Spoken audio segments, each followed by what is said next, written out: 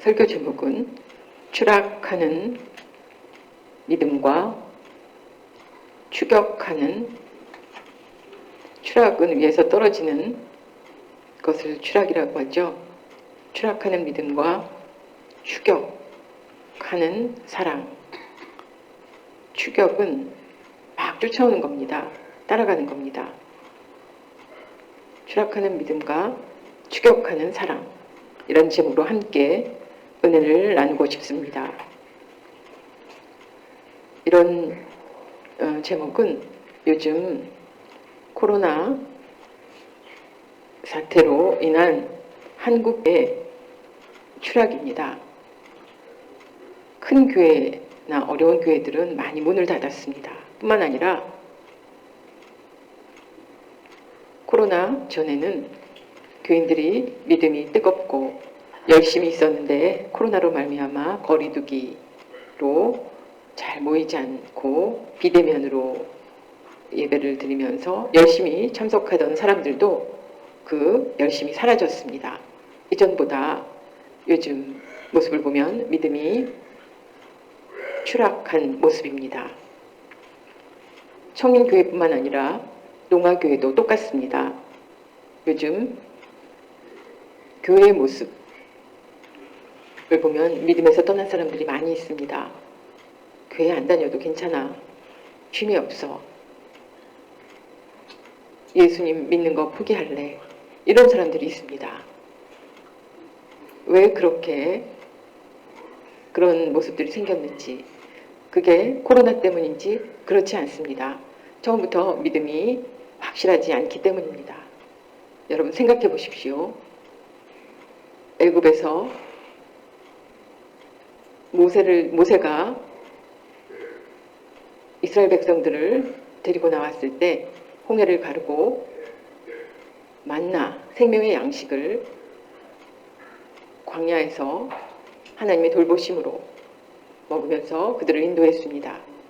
많은 어려운 문제들을 해결해 주었지만 결국 이스라엘 백성들은 가나안 땅에 들어가지 못한 사람들이 많습니다. 가나안 땅에 들어가지 못한 이유는 이스라엘 백성들이 광야에서 살 때 하나님께 감사와 은혜에 대한 감격이 없었습니다. 오히려 불평하고 화내고 짜증내고 하는 모습들 때문에 결국 가나안 땅에 들어가지 못했습니다. 그런 모습을 보면 교회를 다녀야, 교회를 떠나면 안 된다는 것이 아니라 교회를 우리 마음속에 하나님에 대한 믿음과 사랑과 감격과 은혜를 잊어버린다면 결국 어떻게 되겠습니까? 천국에 갈 수 있습니까? 갈 수 없습니다. 오늘 요즘 우리 상황을 보면서 그냥 그대로 지나칠 수 없습니다.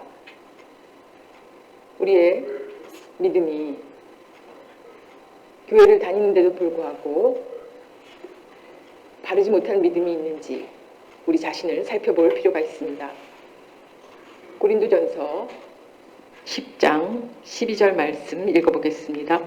그런즉 선줄로 생각하는 자는 넘어질까 조심하라. 아멘. 이 말씀의 의미는 서다라는 것은 나는 성공했어. 나는 돈을 잘 벌어. 나는 기술이 훌륭해. 나는 명예가 있어. 내가 이루고 싶은 모든 꿈을 이루었을 때 섰다라고 표현할 수 있습니다. 그것은 굉장히 교만한 마음입니다. 그런 교만한 마음이 있다면 결국 넘어질 때가 온다는 것입니다. 보통 처음 교회를 다닐 때 하나님의 은혜와 사랑을 깨닫고 열심히 다니지만 다니면서 하나님의 그 형통하심을 체험합니다. 그런데 그 후로 그런 일로 인해서 교만해지고 교회를 빠지게 되는 경우가 많이 있습니다. 하나님께서 그냥 내버려 두시지 않습니다. 우리의 믿음이 추락하지만 하나님은 그 사람을 뒤에서 쫓아가십니다. 그렇게 그 사람을 쫓으시는 사랑이 있으십니다. 잠깐 영상을 보여드리겠습니다. 3개월 전에 스페인에서 발생한 사고인데 사고가 났습니다. 아주 그 전문가인데 묘기를 하다가 사람들에게 그거를 보여주려다가 사고가 났습니다. 1분 정도 영상을 보겠습니다.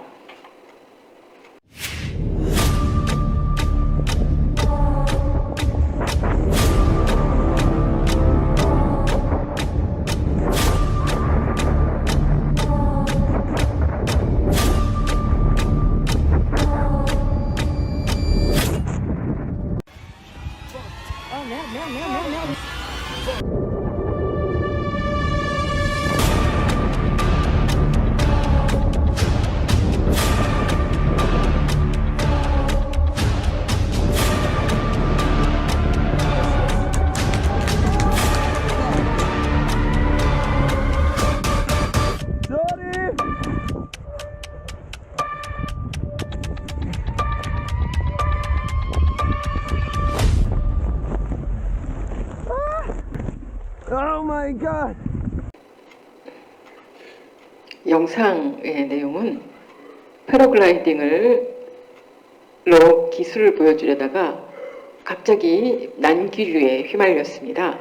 그래서 그 패러글라이딩에 같이 휘말려 들어갔습니다. 높은 곳에서 수직으로 떨어지게 됩니다. 굉장히 빠른 속도로 떨어지게 됩니다. 그런데 기적과 같이 주황색 비상 낙하산이 그 위험한 순간에 펴는 것인데 그것을 피게 돼서 땅에 떨어지기 바로 직전에 그 낙하산이 펴져서 살았습니다. 이 모습을 보고 우연인 것 같지 않습니다.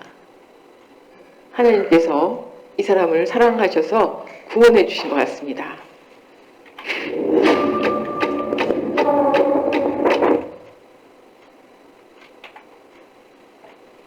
여러분, 우리 예전에 재밌게 봤던 만화 영화입니다.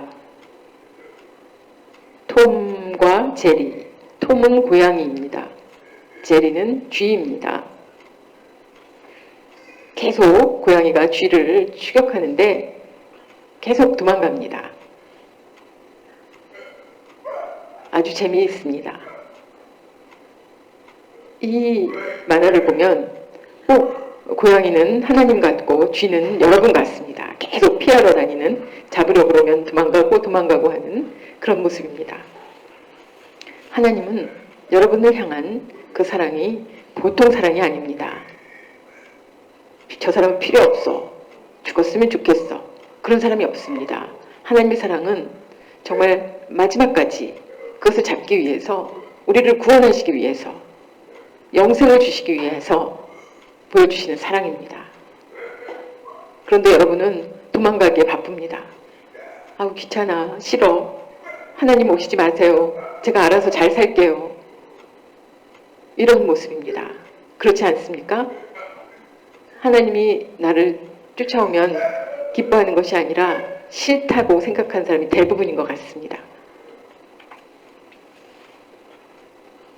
요즘 우리나라에 많은 사건이 생기는데 특별히 젊은 여자들이 직장을 마치고 집에 가다가 갈 때 누가 쫓아옵니다. 나쁜 생각을 가지고 쫓아오는 것입니다. 예전에는 그렇게 따라다니는 사람들에 대한 벌금이 10만 원 정도였습니다. 그렇게 스토킹하는 사람들에 대해서. 그런데 지금은 그렇게 스토킹을 하면, 신고하면 5년 동안 징역에 처해지고 5천만 원 벌금을 부여합니다. 여러분, 그 여자들의 입장에서 누가 스토킹을 하는 사람이든지 또 나쁜 사람이면 싫습니다. 오지 말라고, 따라오지 말라고. 그런데 내가 좋아하는 사람이 나를 따라온다면 오지 말라고 하겠습니까? 아닙니다. 어서 오세요 라고 할 것입니다. 세상에 그런 나쁜 사람들이 아니라 하나님이 우리를 따라오신다고 한다면 여러분 싫다고 하시겠습니까? 안 됩니다. 하나님 어서 오세요. 저를 만나주세요. 여러분을 통해서 뒤에서 따라오시는 하나님의 그런 하나님을 만나기 위해서는 조건이 있습니다. 성경을 찾아보겠습니다. 그렇게 따라온 5 예가 있습니다. 첫 번째는 도망간 고멜을 추격하는 호세아. 우리가 예전에 제가 설교해서 여러분이 잘 알 것입니다.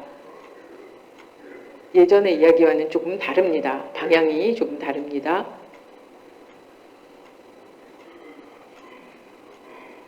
그 도망간 여자는 하나님께서 이스라엘 백성들을 상징하는 그런 이야기입니다. 여자는 창녀인 고멜입니다. 남자는 하나님의 종 선지자 호세아입니다. 선지자가 젊을 때 하나님께서 결혼하게 되면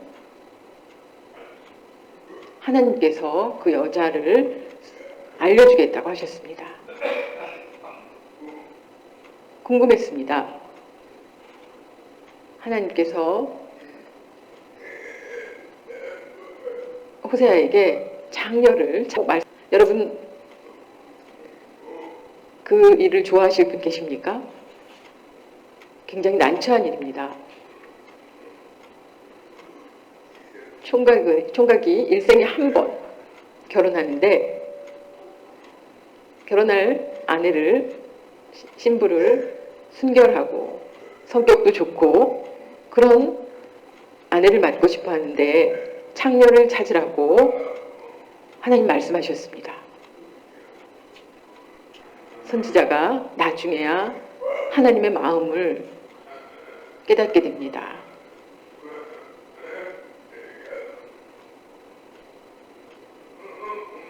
창녀와 결혼한다는 것은 하나님께서 이스라엘 백성과 결혼하는 것입니다. 그들을 사랑으로 이끄시는 것입니다.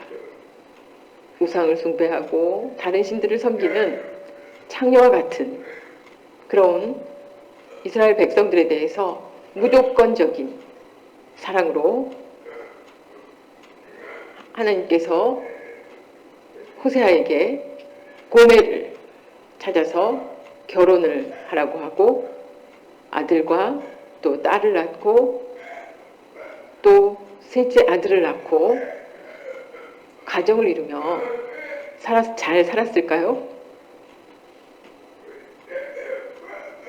그 고멜은 어릴 때부터 그런 생활을 했기 때문에 재미가 없어서 도망갔습니다. 호세아를 떠났습니다. 아이들을 두고 아내가 도망을 갔습니다. 결국 찾아서 다른 또 몸을 파는 곳에 갔습니다. 하나님께 물었습니다. 이제 그만 살고 싶습니다. 제가 모든 걸 각오하고 결혼을 했는데 도망갔으니 이제 그만하고 싶습니다. 이렇게 얘기할 때 하나님께서 다시 찾아가라고 말씀하십니다. 다시 시종에 찾아갑니다. 결국 고멜을 발견하고 그 몸 파는 곳의 주인에게 돈을 줘야 했습니다. 호세아는 돈을 주고 아내를 데리고 옵니다.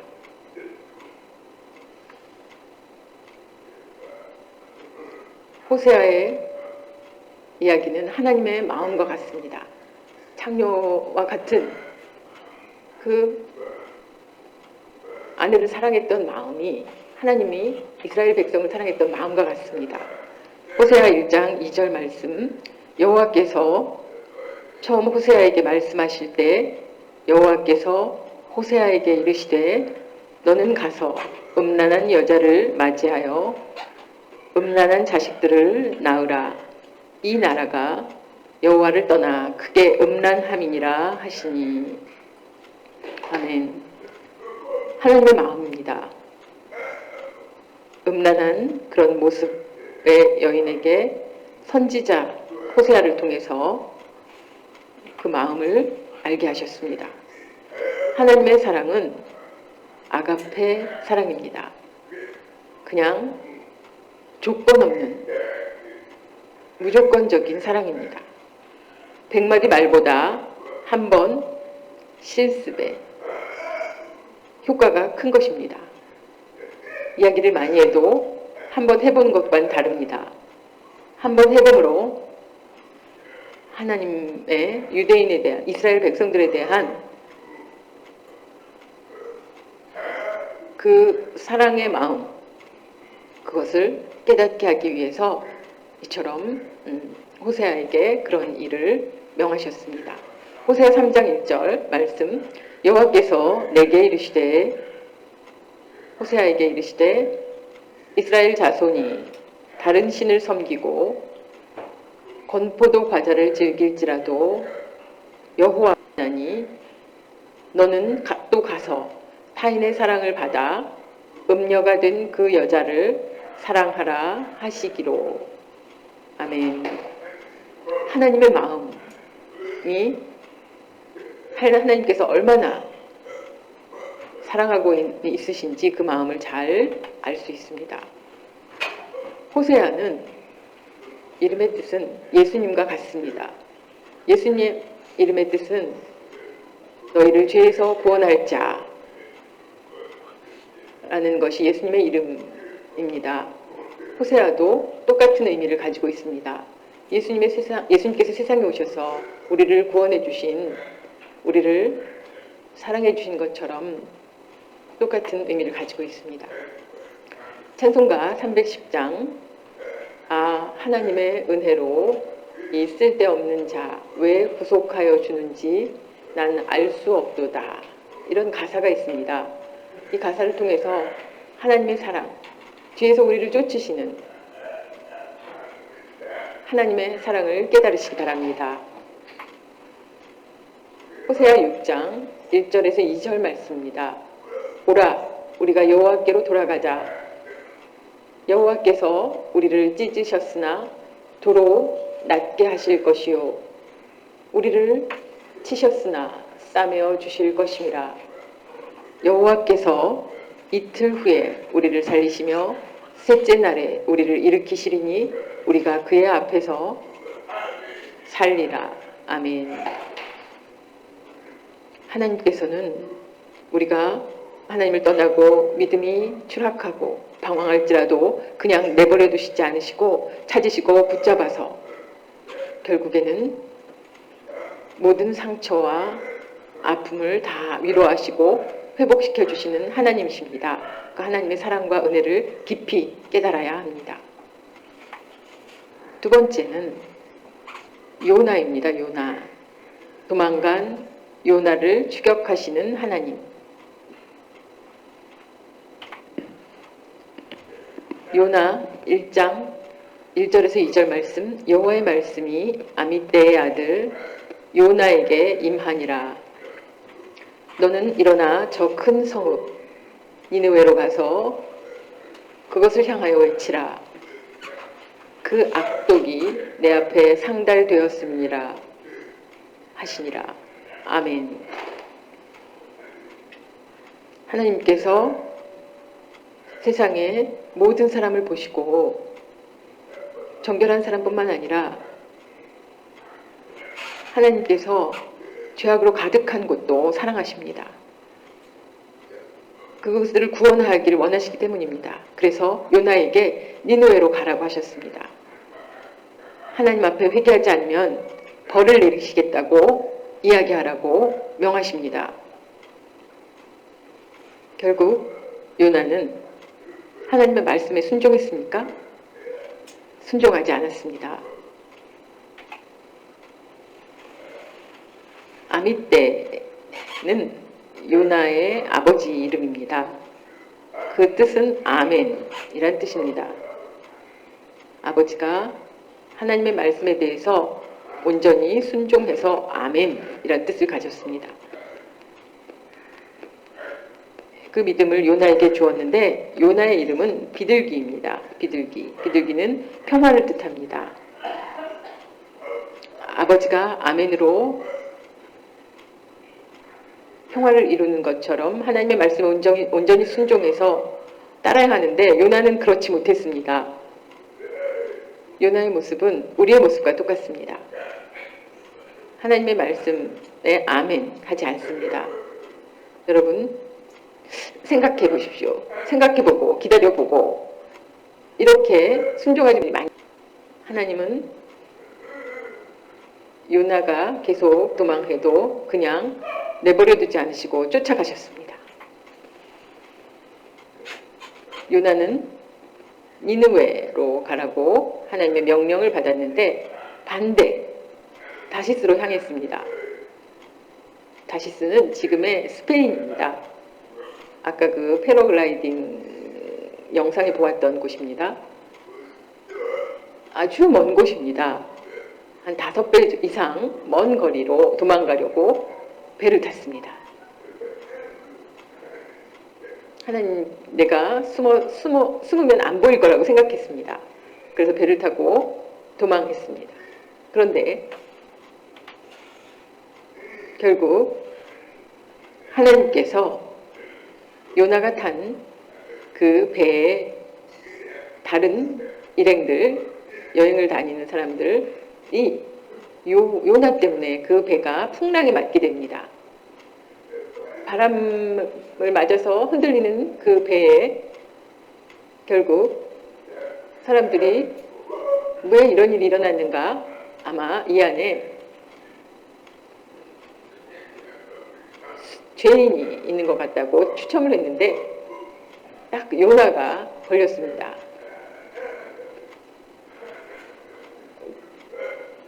어떻게 하면 좋을까 해서 결국 요나를 배에서 바다로 던지게 됩니다.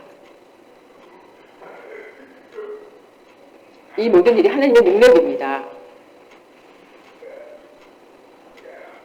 요나가 바다에 떨어진 후 요나는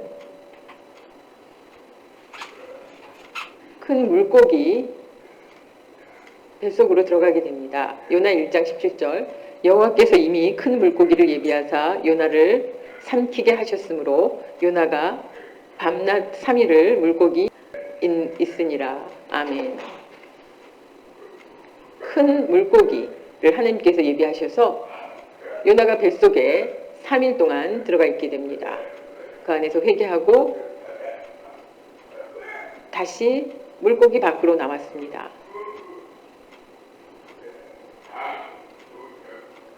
요나는 사명을 버린 사람 같습니다. 하나님의 명령이면 무엇이든지 순종하며 충성해야 되는데 내 뜻에 맞으면 충성하고 내 뜻에 맞지 않으면 불순종을 한 것입니다. 하나님께서 요나가 도망가는데 결국 쫓아가셔서 벌을 주시고 결국은 선교를 하러 가도록 다시 붙잡으셨습니다.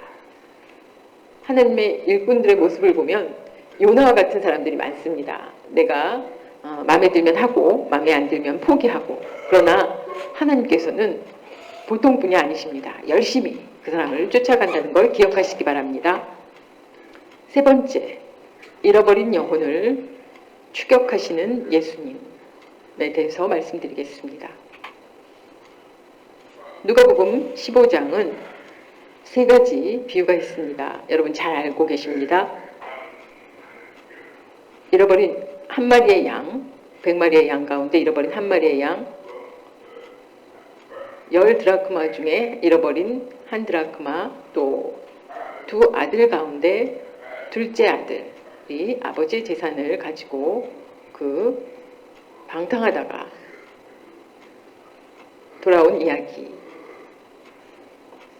이런 잃어버린 것에 대해서 찾아가는 이야기입니다.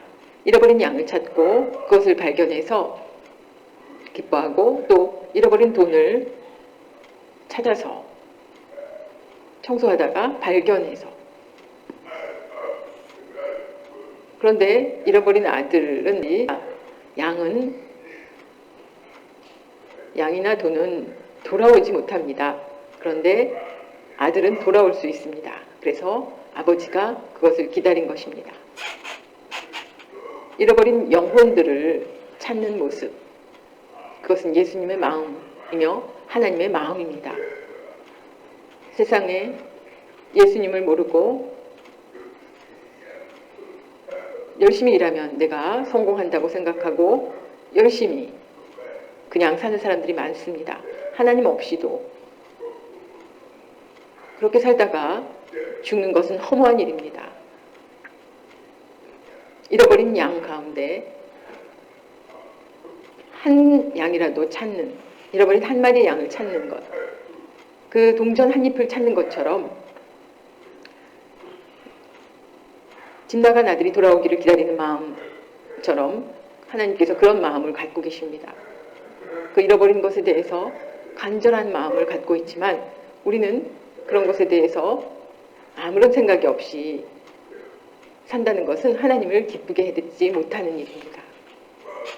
누가복음 19장 10절 말씀, 인자가 온 것은 잃어버린 자를 찾아 구원하려 함이니라. 아멘. 예수님께서 세상에 오신 것은 잃어버린 영혼들을 찾아서 구원하시기 위해서 오셨습니다. 그렇기 때문에 하나님의 자녀된 우리들이 예수님의 마음을 본받아 살아야 합니다. 네 번째는 추락하는 베드로를 추격하시는 예수님에 대해서 말씀드리겠습니다. 베드로는 예수님의 제자 가운데 수제자입니다. 아주 용기 있게 예수님을 잘 따랐던 제자였으나 예수님께서 십자가에 달리시려 추락했습니다. 베드로는 예수님을 배신했습니다. 자기 울기 전에 네가 나를 모른다고 부인할 거라고 예수님께서 말씀하셨는데 아니라고 했지만 실제로 그렇게 했습니다. 그래서 닭이 울고 나자 베드로가 눈물을 흘리며 회개했습니다. 그러나 베드로를 예수님은 추격하셨습니다. 부활 후 제자들 7이 다시 물고기를 잡으러 돌아갈 때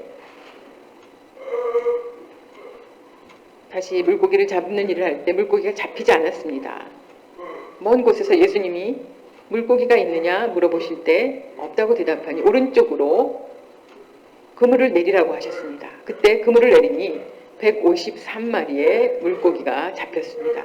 그때 베드로가 예수님을 쳐다볼 자신이 없었습니다. 만나면 무슨 말을 해야 할지 정말 난처했습니다. 그때 예수님께서 베드로를 감싸주셨습니다. 보통 상식이면 배반한 그 사람에게 내가 너를 얼마나 사랑했는데 나를 배신하느냐 먼저 그렇게 불평할 것입니다. 그런데 예수님께서 네가 나를 사랑하느냐 물어보셨습니다. 사람마다 아무리 가르쳐도 잘 안 될 때 막 강하게 나옵니다. 그러나 감동 있는 말을 할 때 그 사람이 변하게 됩니다. 그것이 예수님의 사랑입니다. 그 사랑으로 베드로가 변화되었습니다. 예전에는 예수님을 모른다 부인하였지만 예수님의 그 용서의 사랑으로 훌륭한 제자가 된 것처럼 예수님께서 하나님처럼 여러분을 쫓으시기 위해서 그 사랑의 힘으로 여러분을 쫓으십니다. 5번째, 추락하는 두 제자를 추격하시는 예수님.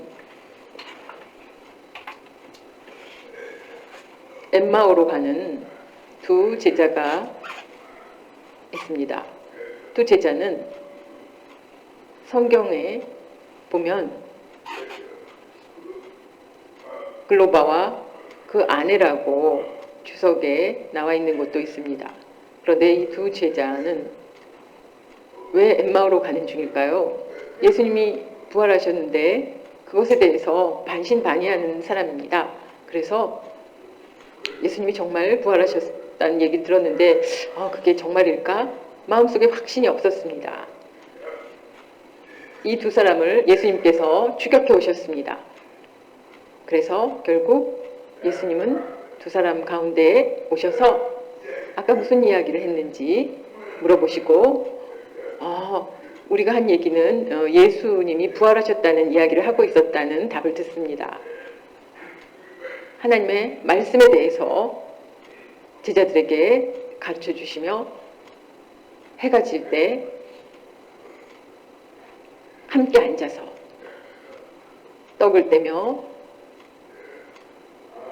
그 함께 떡을 뗄 때 이분이 우리와 같이 왔던 분이 떡을 뗄 때야 예수님이라는 것을 알게 됩니다.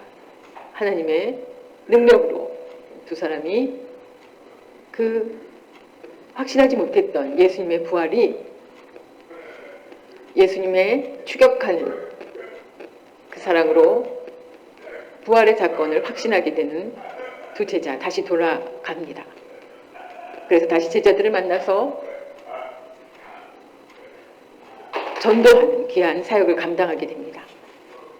누가복음 24장 15절에서 16절 이야기하며 문의할 때에 예수께서 가까이 이르러 그들과 동행하시나 그들의 눈이 가리어져서 그인 줄 알아보지 못하거늘. 아멘. 예수님을 3년 동안 함께 다녔던 그 제자들이었지만 예수님을 알아보지 못했습니다. 그 정도로 하나님께서 한 사람 한 사람 방황하는 영혼들에 대해서 길을 벗어나면 그것을 찾으십니다. 너무나 감동적입니다. 독수리입니다. 독수리는 새끼를 떨어뜨리고는 엄마 독수리는 아기가 땅에 떨어지면 죽게 됩니다. 그런데 엄마 독수리는 마지막까지 그 떨어지는 순간에 등에 새끼 독수리를 업고 다시 올라갑니다. 이 모습은 하나님께서 우리를 향한 추락하고 방황하고 넘어지는 우리를 찾아서 우리를 등에 업어서 우리에게 힘 주시고 위로 주시고 능력과 은혜 주시는 하나님께 감사 찬양 드리시기 바랍니다. 신명기 32장 11절 말씀, 마치 독수리가 자기의 보금자리를 어지럽게 하며 자기의 새끼 위에 너풀거리며 그의 날개를 펴서 새끼를 받으며 그의 날개 위에 그것을 엎는 것 같이. 아멘. 하나님께서 이스라엘 백성들을 향한 그 추락하는 그 사람들을 마지막에 붙잡으신 것처럼 그리하여 세상에 아주 훌륭한 민족이 되었습니다. 하나님 이처럼 추격하는 데 감사하시기 바랍니다. 예레미야 31장 3절 말씀, 옛적에 여호와께서 나에게 나타나사 내가 영원한 사랑으로 너를 사랑하기에 인자함으로 너를 이끌었다 하였노라. 아멘. 하나님이 세상에 70억 사람들이 있습니다. 그것을 다 돌보시기에 정말 바쁘실지 모르지만 제가 말씀드린 것처럼 하늘에 별이 1000억 개가 있습니다. 1000억. 그 모든 것을 다스리시는 분입니다. 지구의 70억과 비교해 보십시오. 굉장히 많은 숫자를 하나님께서 돌보시는 것처럼 70억의 인구이지만 한 사람 한 사람 그 마음과 생각을 돌보시는 분이 하나님이십니다. 특별히 예수님을 믿고 구원받아 하나님의 자녀된 사람들을 돌보십니다. 그렇지 않은 사람들의 영혼은 돌아오기를 기다리시며 기회를 주시고 어떤 일을 통해서든지 돌아오기를 기다리시는 것이 하나님의 마음입니다. 예부터 지금까지 하나님의 우리를 향한 사랑은 너무나 큽니다. 그 사랑에 감사하며 찬양과 영광을 돌리시는 여러분들이 되시기 바랍니다. 우리에게 1%의 가능성, 99%는 안 된다고 할지라도 1%의 가능성이 있다는 것은 포기하는 것이 낫다는 것이지만 하나님은 그렇지 않으십니다. 1%의 가능성도 포기하지 않으시는 하나님이십니다. 우리를 향해서 사랑을 포기하지 않으십니다. 예를 들면 130년 전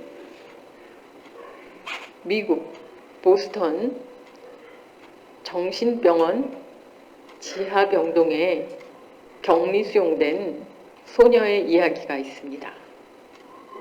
부모님이 그 딸은 가망성이 없다고 생각해서 막 그 난리를 치고 막 부수고 가정에서 결국은 이 딸을 정신병원에 입원시켰습니다. 아무리 고치려고 해도 선생님들이 고치려고 해도 고칠 수가 없었습니다. 아주 심한 정신병에서 고칠 수가 없었습니다. 병원에 나이든 간호사가 그 소녀를 불쌍히 여기고 그냥 방황하다가 죽게 되면 너무나 불쌍하다고 생각해서 만나서 성경을 가르쳤습니다. 주변에서 안 돼, 아무 소용이 없어 이야기해도 열심히 그 소녀에게 이야기를 했습니다. 처음에는 전혀 받아들이지 못했습니다. 그런데 계속 도와도 잘 안 됐습니다. 6년 동안 꾸준히 만났습니다. 성경을 전하고 가르치고 기도했습니다. 그랬더니 이 소녀가 변화되었습니다. 놀라운 기적이 일어났습니다. 얼굴이 환해지고 감사하며 변화되었습니다. 바로 헬렌 켈러의 선생님인 설리번 선생님입니다. 이 왼쪽은 헬렌 켈러고 오른쪽에 보이는 여자가 설리번 선생님입니다. 어릴 때 정신병동에 입원했었지만 간호사의 헌신으로 다시 새로운 삶을 찾았습니다. 나도 그렇게 살고 싶다. 그래서 결국 헬렌 켈러를 만나서 헌신했습니다. 예전에 어릴 때 나의 모습이 변했던 것처럼 헬렌 켈러를 통해서 기적을 이루어냈습니다. 정말 세상에서 훌륭한 사람이 되었습니다. 바로 설리번 선생님 때문입니다. 설리번 선생님이 없었다면 훌륭한 사람이 될 수 없었을 것입니다. 우리나라에도 시청각 장애인, 미국 수화는 이렇게 하는데 우리나라의 시청각 장애인이 1000명 이상 정도 된다는 이야기를 들었습니다. 10,000명 가까이 된다는 이야기도 있습니다. 선교센터에서 부탁을 해서 제가 문장을 가르치고 있습니다. 처음에는 어려운 것 같았는데 제가 가서 그 시청각 장애인들을 위해서 이렇게 손을 만지면서 가르치고 있습니다. 여러분은 눈으로 볼 수 있으니까 얼마나 행복하십니까? 여러분 시각장애까지 같이 있다면 굉장히 힘듭니다. 그러나 하나님 그 부면하지 않으십니다. 우리보다 더 많이 사랑해 주시는 것 같습니다. 하나님의 사랑은 정말로 최고의 사랑입니다. 그것을 깨달으시기 바랍니다. 오늘 우리 모두 추락하는 과거에 믿음이 좋았지만 지금 우리는 믿음이 추락하고 있습니다. 하나님 뒤에서 우리를 추격하고 있는데 우리가 그 믿음으로 그 사랑으로 다시 올라가시기 바랍니다. 그리고 영원한 생명으로 하나님 나라의 복락을 누리며 사는 여러분 되시기 바랍니다. 하나님 아버지 감사드립니다. 하나님, 요즘 코로나로 많은 교회가 폐지되고 교인들이 교회를 떠나가고 믿음을 포기하는 사람들을 많이 보게 됩니다.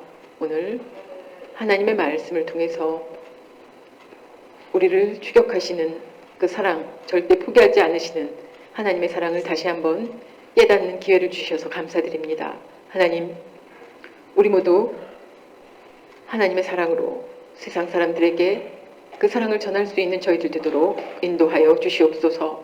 한 사람도 버리지 아니하시고 벌받지 않도록 우리들의 몸과 마음과 정성을 다해 기쁨을 드리는, 칭찬받는 하나님의 자녀로 살아갈 수 있도록 인도해 주시옵소서. 감사드리며 예수님의 이름으로 기도합니다. 아멘. 모두 일어나셔서 찬송가 451장 찬송하시겠습니다.